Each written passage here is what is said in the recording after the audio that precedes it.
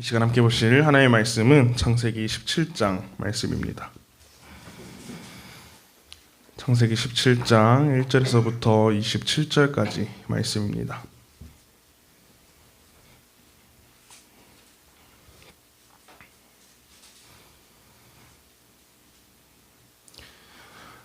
창세기 17장 1절에서부터 27절까지 말씀 다 찾으신 줄 알고 제가 한 절, 여러분이 한 절 교독하도록 하겠습니다.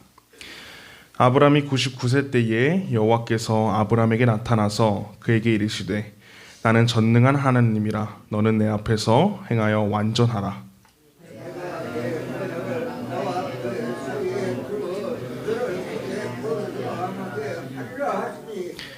아브람이 엎드렸더니 하나님이 또 그에게 말씀하여 이르시되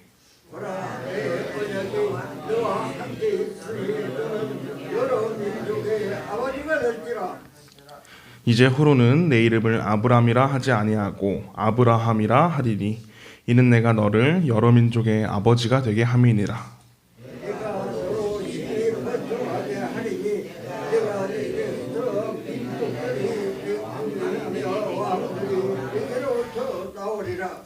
내가 내 언약을 나와 너 및 내 대대 후손 사이에 세워서 영원한 언약을 삼고 너와 내 후손의 하나님이 되리라.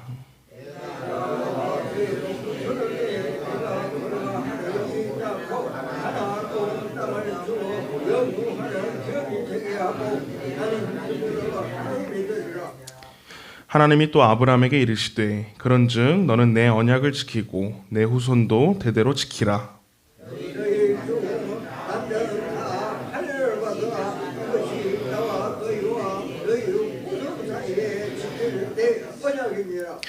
너희는 포피를 베어라. 이것이 나와 너희 사이의 언약의 표징이니라.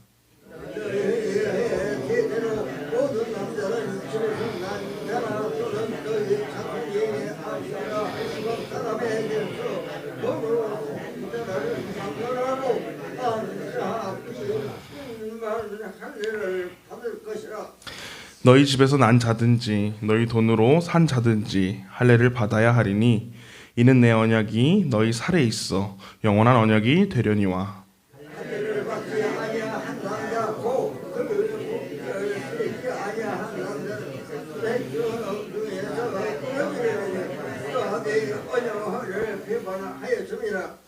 하나님이 또 아브라함에게 이르시되 내 아내 사레는 이름을 사레라 하지 말고 사라라 하라.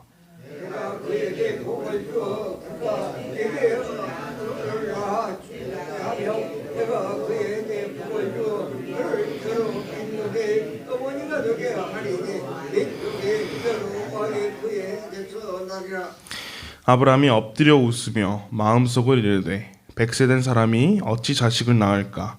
사라는 99세니 어찌 출산하리요 하고.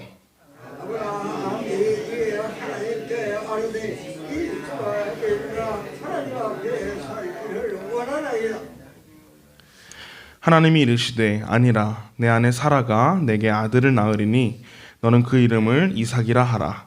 내가 그와 내 언약을 세우리니 그의 후손에게 영원한 언약이 되리라.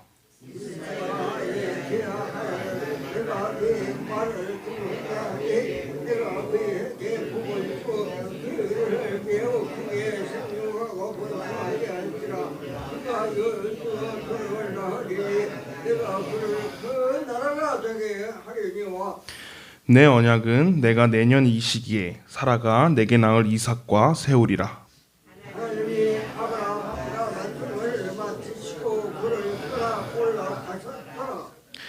이에 아브라함이 하나님이 자기에게 말씀하신 대로 이날에 그 아들 이스마엘과 집에서 태어난 모든 자와 돈으로 산 모든 자 곧 아브라함의 집 사람 중 모든 남자를 데려다가 그 포피를 베었으니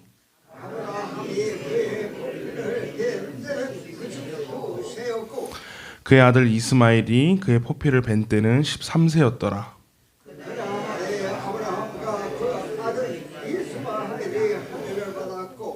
함께 봅니다. 그 집의 모든 남자 곧 집에서 태어난 자와 돈으로 이방 사람에게서 사온 자가 다 그와 함께 할례를 받았더라. 아멘. 오늘도 이 새벽 기도의 자리 가운데 나오신 모든 분들에게 주님의 은혜가 함께 하시기를 축복합니다. 오늘 함께 본 창세기 17장의 말씀은 하나님의 그 언약의 확증과 또 아브람과 사레가 새로운 이름을 부여받는 사건, 그리고 하나님께서 약속하신 대로 이 아브라함의 자녀 이삭을 낳게 되고 거룩한 민족으로서 할례를 행하라는 이야기가 등장합니다. 하나님께서 아브라함에게 나타나셔서 이렇게 말씀하십니다. 1절에서 이렇게 말씀하세요. 아브라함이 99세 때에 여호와께서 아브라함에게 나타나서 그에게 이르시되 나는 전능한 하나님이라 너는 내 앞에서 행하여 완전하라. 아멘. 하나님께서 내 앞에서 완전하라고 말씀하십니다. 먼저 하나님께서는 자신을 전능한 하나님이라고 말씀하십니다. 그리고 내 앞에서 완전하라라고 명령하십니다. 하나님의 약속은 사람의 능력에 근거하지 않습니다. 하나님의 능력에 기초하고 사람은 그저 그 하나님의 능력 앞에, 하나님 앞에 완전함으로 서야 합니다. 여기서 말하는 완전함은 완전한 행동, 정말 흠이 없는, 아무런 흠이 없는 행동이 아니라 그저 하나님의 말씀을 전적으로 신뢰하는 삶의 자세를 말합니다. 하나님은 다시 한 번 더 아브람과 약속을 상기하시면서 전능한 하나님, 그 약속을 이루실 하나님 앞에서 너는 완전한 순종으로 너는 나에게 모든 것을 믿고 맡기라는 자세로 나오라고 명령하십니다. 그리고 하나님께서는 아브라함의 이름을 바꿔주십니다. 5절 말씀에서 이렇게 바꿔주십니다. 이제 후로는 내 이름을 아브람이라 하지 아니하고 아브라함이라 하리니 이는 내가 너를 여러 민족의 아버지가 되게 함이니라. 아멘. 이제 아브람이 아니라 아브라함이라고 이름을 바꾸십니다. 각 이름에는 정체성을 가지고 있습니다. 한국 이름에도 각 한자에 맞는 뜻과 또 이름을 모았을 때 드러나는 뜻이 있듯이 당시 이스라엘 사람들도 이름에 뜻이 있었습니다. 아브라함은 존귀한 아버지라는 뜻을 가지고 있었습니다. 그런데 하나님께서 약속하신 아브라함과 하신 모든 민족의 아버지가 되게 하겠다고 너를 통해서 별과 같이 많은 민족을 이루게 하겠다라고 하신 그 약속을 이루시기 위해 아브라함의 이름을 아브라함, 민족의 아버지라고 이름을 바꾸십니다. 이제 아브라함의 정체성은 그저 한 가정의 존귀한 아버지가 아니라 하나님께서 말씀하신 그 이스라엘 민족의 아버지, 모든 민족의 조상이 되는 그런 은혜를 주셨습니다. 이제 하나님께서는 언약의 징표로 아브라함과 후손들에게 할례를 행하라고 말씀하십니다. 하나님께서 할례에 대해서 이렇게 말씀하십니다. 13절에서 이렇게 말씀하세요. 너희 집에서 난 자든지 너희 돈으로 산 자든지 할례를 받아야 하리니 이는 내 언약이 너희 살에 있어 영원한 언약이 되려니와 라고 하나님께서 말씀하십니다. 하나님은 할례를 영원한 언약이라고 말씀하십니다. 언약 백성임을 증명하는 행동이 바로 할례라고 말씀하고 계십니다. 이것은 단순한 풍습이 아니라 이제 이 할례를 행함으로써 하나님과 백성 사이에 영원한 결속, 끊어질 수 없는 관계가 이루어졌음을 말씀하고 있습니다. 또 할례를 받아야만 구원을 받는다는 의미가 아니라 언약을 약속받은 자에게 요구되는 순종의 행동이 바로 하나님께서 명령하신 이 할례인 것이죠. 우리 모두도 할례를 받은 자입니다. 그러나 이때 아브라함이 살았던 당시에 그렇게 육체적인 할례가 아니라 예수 그리스도를 믿음으로 이제는 죄의 욕망을 벗어버리고 마음을 새롭게 하는 세례를 받은 것이 바로 우리 가운데 받은 할례이며 마음의 할례입니다. 세례를 받은 자로서 이제는 하나님만을 신뢰하며 살아가야 합니다. 우리 삶에 하나님과의 관계를 방해하는 것들을 제거하고 하나님께로 나아가야 합니다. 그러면 하나님께서 우리의 삶을 기쁘시게 받으시는 줄 믿습니다. 15절 이후로부터는 이제는 아내인 사레의 이름의 변화와 하나님께서 말씀하신 그 이삭의 출생에 대해서 이야기하십니다. 하나님께서는 아브람뿐만 아니라 아내인 사레의 이름도 바꾸십니다. 사레도 사라라고 이름을 바꾸신 후 하나님의 약속에 들어가게 됩니다.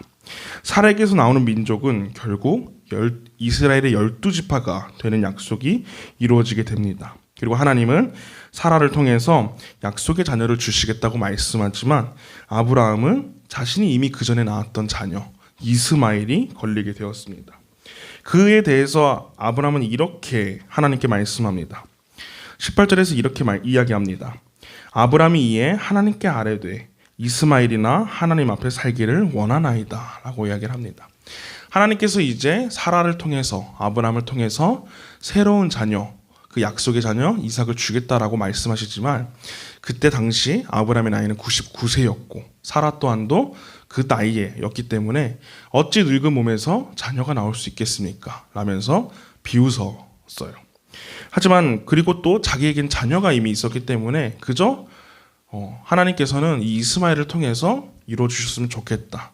이미 나는 늙었기 때문에, 나는 아무것도 할 수 없기 때문에 지금 있는 이스마엘을 통해서 하나님의 뜻을 이루어졌으면 좋겠습니다 라는 의미로 하나님께 이야기를 합니다. 늙은 자신과 아내, 이제 100세가 되는 해에 자녀를 낳는다는 것은 아브라함과 사레, 또 우리가 생각하기에도 불가능한 일이라고 생각하고 지금 있는 자녀로도 충분하다라고 생각했습니다. 그러나 하나님은 이스마엘을 통해서가 아니라 하나님이 말씀하신, 하나님이 약속하신 그 이삭을 통해서 자기의 언약을 이루시겠다고 말씀하십니다. 하나님의 약속은 사람의 계획, 아브라함과 사라의 계획으로 낳게 된 이스마엘이 아니라 하나님께서 정하신 방법으로 이루십니다. 이스마엘은 하나님을 전적으로 믿지 못해 나온 아이입니다. 그러나 하나님은 그런 아이도 버리지 않으십니다. 사실 하나님이시라면은 이제 이스마엘은 너가 뒤로 하고 이삭을 통해서 내가 너의 약속을 이룰 거니 너는 이삭에만 집중해라 라고 하실 수도 있는 분이십니다. 그러나 우리가 아는 하나님은, 성경에 나오는 그 하나님께서는 은혜의 하나님이십니다. 그런 이스마엘조차도 버리지 않으시고 또 인간의 계획으로 실패한 아브라함과 사레를 꾸짖지 않으십니다. 그 실패 위에도 하나님께서는 새로운 언약을 세우시고 그 언약을 이루시는 분이신 줄 믿습니다. 우리의 믿음도 마찬가지입니다. 때로는 세상의 풍파로, 고난과 문제로 우리의 믿음이 흔들리기도 하고 또 우리가 내 생각과 내 뜻의 선택으로 실패하기도 합니다. 그러나 하나님은 우리의 실패를 통해서 너가 왜 그런 선택을 했니? 라고 꾸짖으시는 분은 아니십니다. 바로 우리의 실패를 통해서 위로하여 주시고 또한 우리의 실패를 통해서 하나님의 선하신 뜻을 이루시는 분이십니다. 우리의 믿음이 불완전해도 하나님의 언약이 완전하신 줄 믿습니다. 하나님은 아브라함에게 말도 안 되는 이제 100세가 되는 그 나이에도 자녀를 낳게 된다는 그 약속의 말씀을 하시고 하늘로 올라가십니다. 그리고 아브라함의 행동에 우리는 집중해야 합니다. 23절에서 아브라함은 하나님이 올라가시고 이렇게 행동합니다. 이에 아브라함이 하나님이 자기에게 말씀하신 대로 이날에 그 아들 이스마엘과 집에서 태어난 모든 자와 돈으로 산 모든 자, 곧 아브라함의 집사람 중 모든 남자를 데려다가 그 보피를 베었으니. 아멘. 여기서 이날에 라는 말에 집중하셨으면 좋겠습니다. 아브라함은 즉시 하나님의 말씀에 순종합니다. 이날에라고 표현한 것이 바로 지체 없이 하나님이 올라간 그 직후 바로 그 자리에서 순종하는 것을 의미합니다. 또한 하나님이 말씀하신 대로 자신뿐만 아니라 자신의 집에 거한 모든 남자들도 함께 할례를 받게 합니다. 이것은 하나님의 약속은 개인에게만 이루어지는 것이 아니라 그 사람을 통해서, 아브라함을 통해서 공동체가 축복을 받게 되고 공동체의 신앙으로 흘러가는 것을 보여줍니다. 우리의 신앙도 우리가 속한 공동체 가운데에 하나님의 축복으로 임하기를 소망합니다. 나를 통해 사람들이 하나님을 보게 하시고 하나님을 예배하며 영광 받는 그 모든 것이 우리의 사명이자 우리의 신앙이어야 합니다.